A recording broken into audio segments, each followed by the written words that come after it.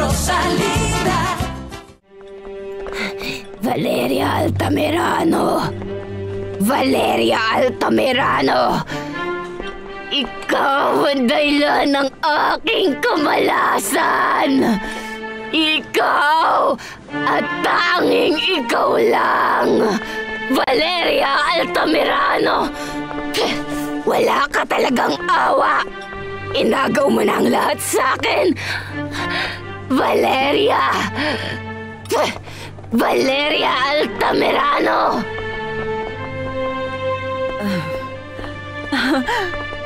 Magandang gabi. Kawawang babae. Natakot ako talaga sa itsura niya. Nakakalungkot kapag ang isang tao bumagsak ng ganyan. Kilala ka nung babaeng yon. Tinawag ang pangalan mo. At hindi lang yon. Ikaw pa ang sinisisi niya. Nako, pwede ba, iho? Paano naman ako makikilala ng isang tulad niya? Tama ang mama mo. Imposible makilala siya ng babaeng yun. Sinigaw niya ang pangalan mo ng ilang beses. Narinig namin yun. Pero... At hindi lang basta pangalan niyo, pati apelido. Klaro niyang sinigaw, Valeria Altamirano. Ay, pwede ba? Kalokohan niyang pinipilit mo. Imposibleng magkakilala sila. Oo nga. Baka may ibang dahilan kung bakit niya alam ang pangalan niya. Malay mo, nabasa niya lang sa dyaryo. Mukha namang madalas magpunta ang mama mo sa mga social event. Anyway, pwede bang palitan na lang natin ang usapan? Hindi ako nagpunta rito para lang pag-usapan ang miserableng babae na yan, na hindi ko naman kilala. Tama kayo. Ang ganda mo ngayon, Abril.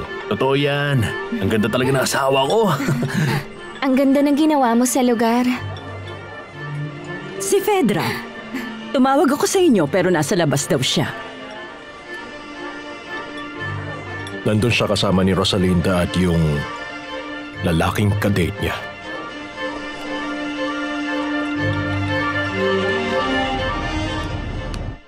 Sana hindi kayo kinumbinsi ni Anibal na ituloy ang aming relasyon. Hindi, Iha.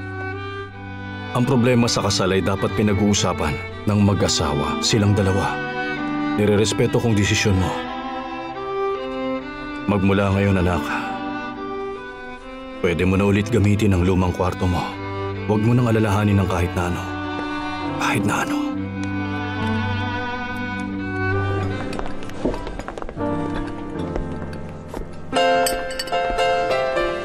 Ano to? Pakisoli mo yan sa iyong mama. Siya ang may-ari niya. Ay, hindi ko maintindihan.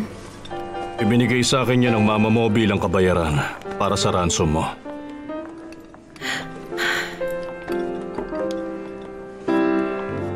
Bakit mo nagawa yun, Mama? Binigay niyang pinakamahalagang gamit niya. Yung mga kwintas niya. At ang wedding ring niya. At ang kanyang naipon. Naantig ako sa ginawa niya. Mahal na mahal ka niya. Sigurado ako na kung kailangan man niyang gawin, nakahanda siyang itaya ang buhay niya para sa'yo. Sigurado rin ako. Ang pagmamahal ng isang ina sa anak ay hindi matatawaran at napaka-espesyal. Kahit ako magagawa ko rin yan para sa anak ko. Hindi ko. Matagal ko nang hindi nahahawakan. Nakakasama ang anak kong si Erica. Ayokong sabihin to sa'yo pero meron akong isang malaking sorpresa para sa'yo. Talaga, Agustin?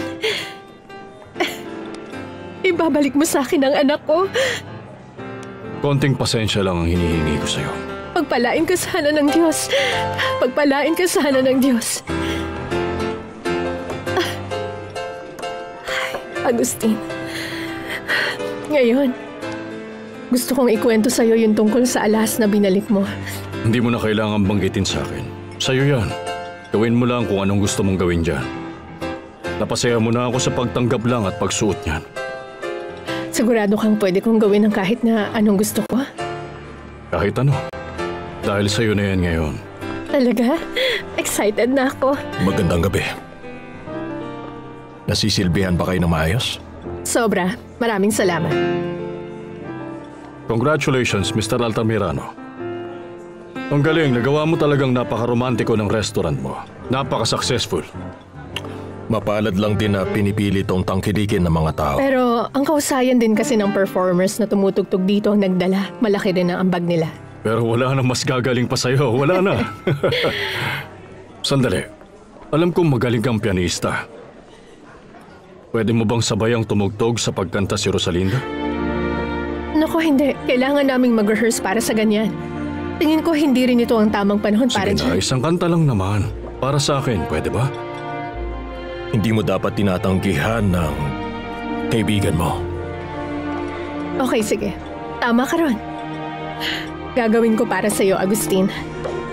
Tutugtugan mo ako?